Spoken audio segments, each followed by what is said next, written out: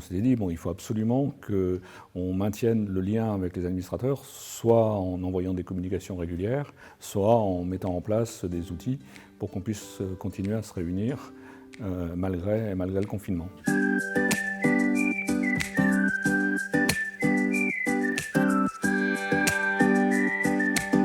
Bonjour à toutes et à tous. Pendant le confinement, la gouvernance de Valoir Habitat a continué à travailler en assurant des conseils d'administration et des commissions d'attribution logement dématérialisées. Valoir Habitat a également préparé l'avenir en construisant son projet d'entreprise à 5 ans. C'est vrai que ça a été des décisions qui ont été assez des fois compliquées à prendre, puisque je rappelle, on a été confinés le 17 mars, donc il a fallu mettre les salariés en télétravail, en tous les cas chez eux. Donc heureusement qu'on avait anticipé quand même un certain nombre de choses auparavant dans l'entreprise. Bon, ça a quand même été des décisions qui ont été assez compliquées. Une des premières choses qui nous a motivés, l'enjeu c'était quand même de protéger nos salariés avant tout, et puis de poursuivre les activités, puisqu'on a aussi des activités qui ont été, quoi qu'on en dise, dégradées de par le confinement et puis la situation telle qu'on l'a traversée. On peut dire que le confinement a du bien. Ça a permis de s'apercevoir que l'entreprise, les entreprises quelles qu'elles soient, entre autres Valoir Habitat, a su s'adapter rapidement à cette nouvelle, à ce virus.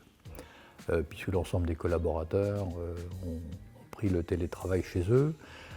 L'ensemble des administrateurs ont fait leur conseil d'administration, leur comité stratégique, leur commission d'attribution, tout ça par visioconférence. On est quand même un groupe où les gens s'écoutent parler et donc cette façon de procéder n'a pas été trop déplaisante.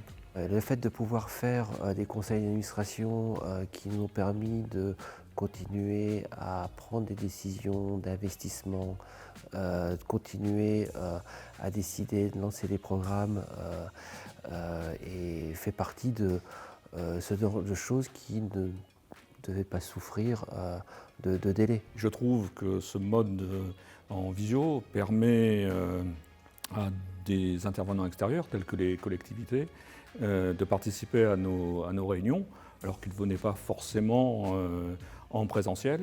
Et je pense qu'il va falloir qu'on continue sur les commissions d'attribution de logement à faire ces réunions en visio.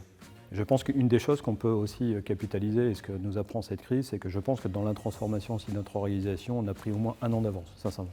Et des choses qui nous auraient paru peut-être compliquées à mettre en place bien avant le Covid, en termes de réflexion, finalement nous le sont imposées à nous, et on a été obligés bien évidemment de prendre des dispositions.